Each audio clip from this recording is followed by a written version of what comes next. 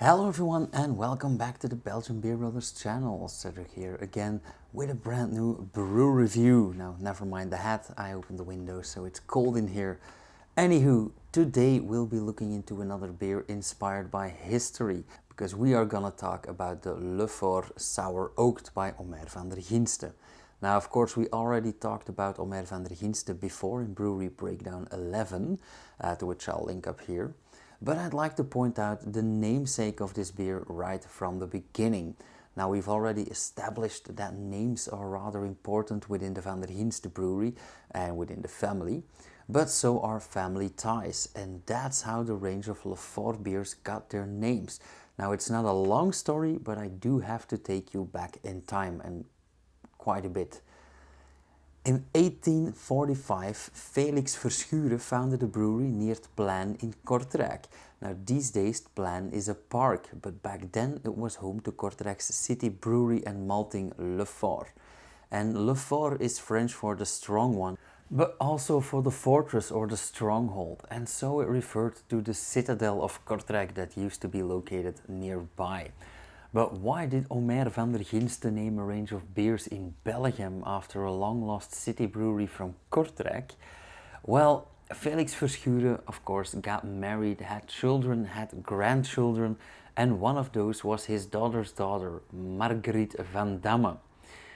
Omer, the first one, met Marguerite at a social event in 1898 and married her. And when her grandfather Felix and both her parents suddenly passed away in 1911, Marguerite inherited the Lefort brewery and a bunch of pubs in and around Kortrijk.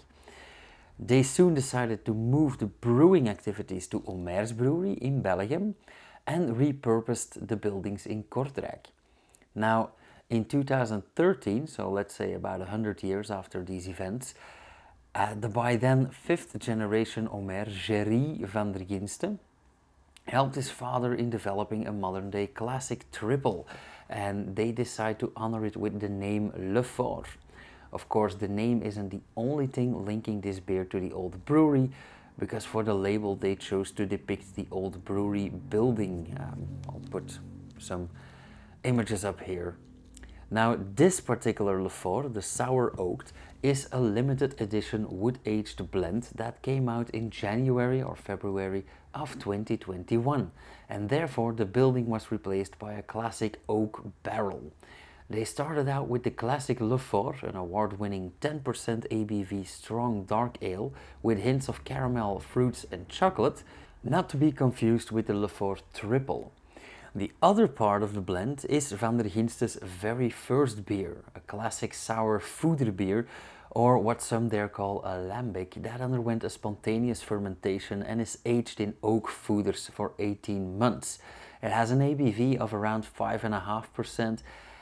It has been brewed by Vander Ghinste since their opening in 1892 and is sold in the form of Cuvée de Jacobin or blended as Vander Ghinste's Roodbruin that I have right here, and we are going to talk about that later on as well.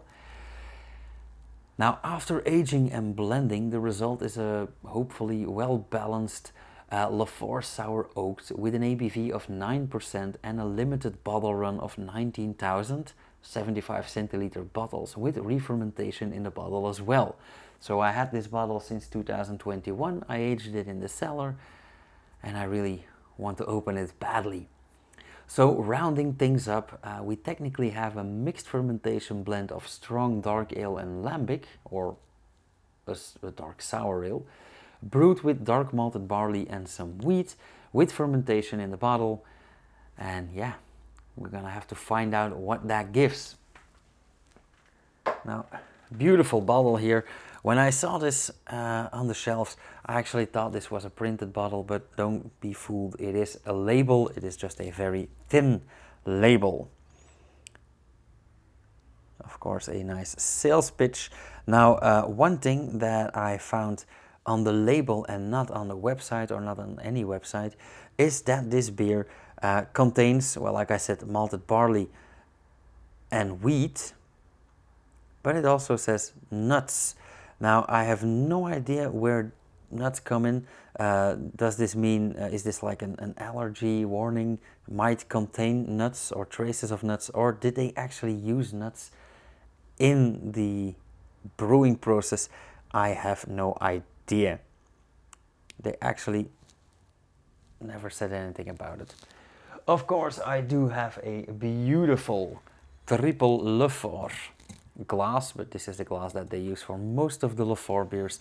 This is a very classic, basically, this is, well, it reminds me of a modern teku glass, but it's actually a classic tulip glass. Now, I was looking for my bottle opener, but of course I don't need it for this one.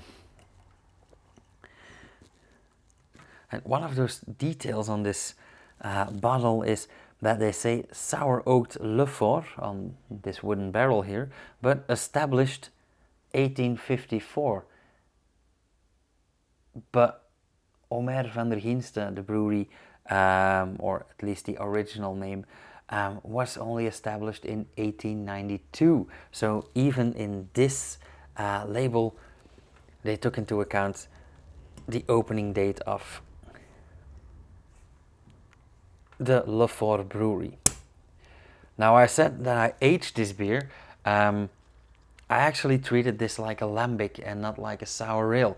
So even though it has a shelf life of about 2 years, this was blended in December of 2020, it does have a best before date of December 2022. Now we are February 2024, so it is well over a year past its date, but like I said, I actually treated this like a Lambic.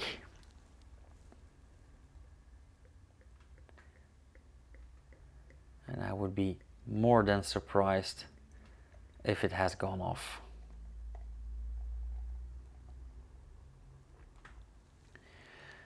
Now this might look like just a little bit, but don't be fooled. This is a glass that has, well, normally these glasses have 3 measuring stripes, 25, 33, 50. At Omer and Lefort, they just skip the 25, they only give you 33 and 50.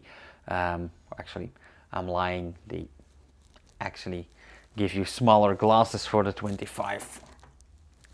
Also, this glass, I talked about the shape, but they also included Lefort 1854 on the foot of the glass as well. So they keep drawing that line of the original Lefort Brewery. First things first, yeah,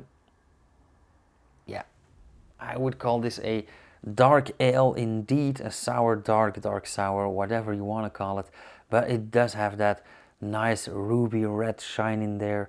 Of course, it is partly oudbruin, roodbruin, red brown, as they say. So, yeah, this has quite a lot in there. Also some nice beige foam. I'm not even gonna call it off-white because the lines on the glass are off-white, and this is way darker. This is beige, even brownish beige. Beautiful, nice dense foam, medium density foam. Very well. Let's have a whiff.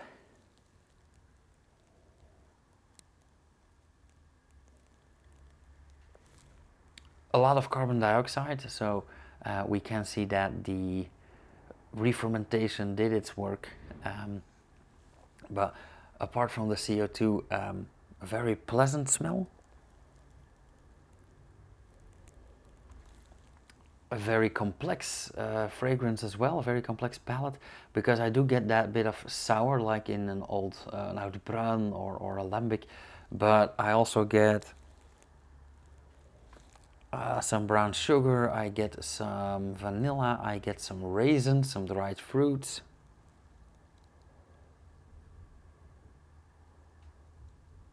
A tiny hint of green apple, so a bit of phenols in there as well. Yeah, I think we're in for a treat, even after the aging. Let's have a taste. Cheers, you guys.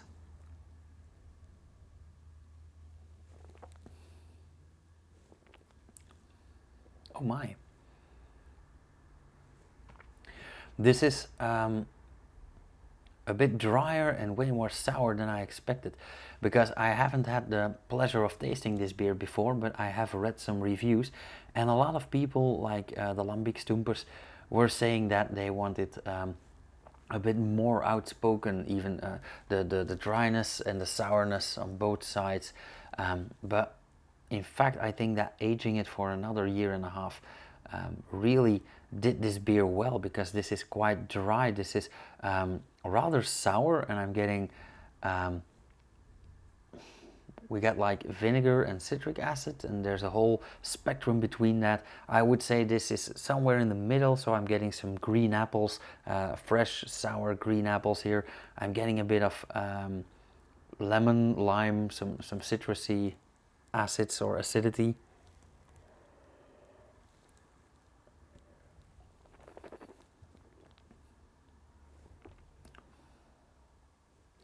I'm not really getting that brown sugar that is in the fragrance. It does have a very tiny caramelly hint on the side of the tongue, but it's not really very outspoken. I really get that dryness, that sourness, that acidity. So I really enjoy this, and that is very well rounded with that hint of caramel. Also in the taste, I am getting some dried fruits as well.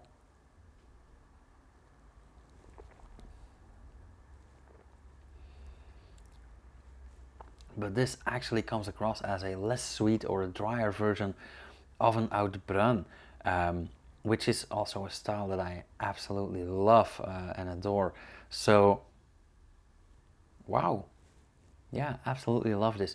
Now, like I said, there are only 19,000 of these bottles, or there were only 19,000 of these bottles available. It was for sale at the brewery and a selected few supermarkets. I was lucky enough to actually just buy it in the supermarket. It wasn't expensive either, actually, considering all the work and time and real estate that goes into this beer. So I am very pleasantly surprised. Now, as with any sour beer, the foam, the head of foam, quickly dissipated, but it is still present in a very, very limited form. So we still have that tiny millimeter.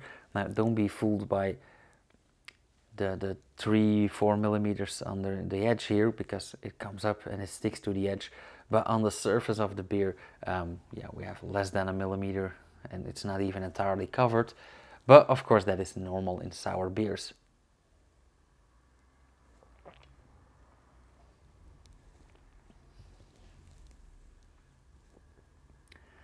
When it warms up, I do get that tiny bit of brown sugar on the back of the tongue, the back of the throat. So I'm warming it up a bit to see the evolution in taste. But this is a very, very well balanced beer. When looking at the percentages, so we started out with a 10% ABV dark ale and a 5.5% lambic, and they cut that to 9%. So I am going out on a limb here. I'm not gonna calculate this from the top of my head, but I'm going out on a limb, and I'd say they did an 80-20, or maybe a 70-30, somewhere around that division. But for the small part of lambic that is in here, it is very sour, very dry. Absolutely love that. I do get some hoppiness as well in the aftertaste, and I actually do get a very pleasant aftertaste.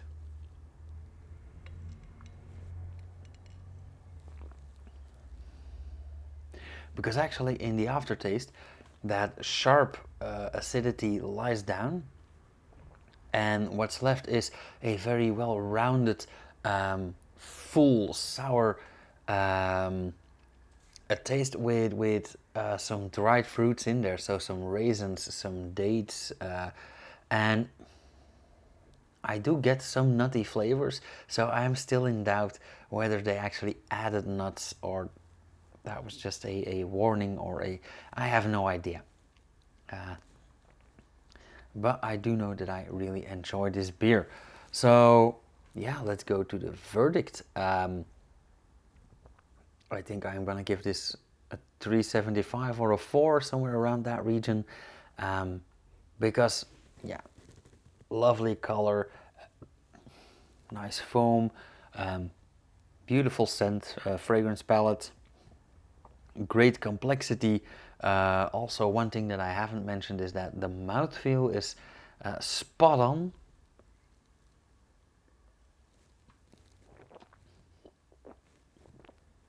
Not too thin, not too sticky, doesn't stick on the teeth or stick around in the mouth. Very pleasant aftertaste. So yeah, I think they actually should reintroduce this and maybe not even in bottles, but just keg it and sell it to some selected bars around Flanders. That will be an instant hit, especially for the untapped hunters amongst us. Yeah, lovely. Let's call it 375 or a 4. As usual, thank you guys so much for watching. Now, I have to mention that I know that I've been away for almost 2 months. I was gonna stay away for 1 month, but yeah, life happened. I am back. I am coming back on Friday nights and Sunday nights, 8 o'clock. And I might add something during the week every now and then, but that will not be a weekly thing. And yeah, all the rest you guys already know. I'm planning things, I'm looking into things. I'll see you guys in the next one. If you guys like this video, just hit that thumbs up down below. Let me know in the comments if you have any questions, remarks, whatever. I might do something with that. And if you want to see more, subscribe, hit the bell icon, and you'll be the first to be notified whenever I upload something. And I'll see you guys in the next one, which should be the day after tomorrow. Cheers!